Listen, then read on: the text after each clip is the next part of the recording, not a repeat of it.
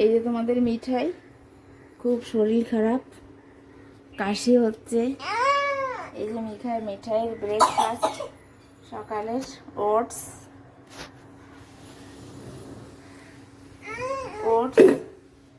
ওটসের সাথে দেব দুটো খেজুর, বাদাম, কিশমিশ।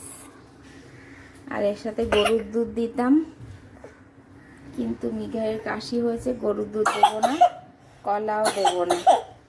হেলদি একটা ব্রেকফাস্ট সকালের। এখন বাজে 8:30। মিঠাইয়ের ব্রেকফাস্ট হবে 8:30টায়। টাটা।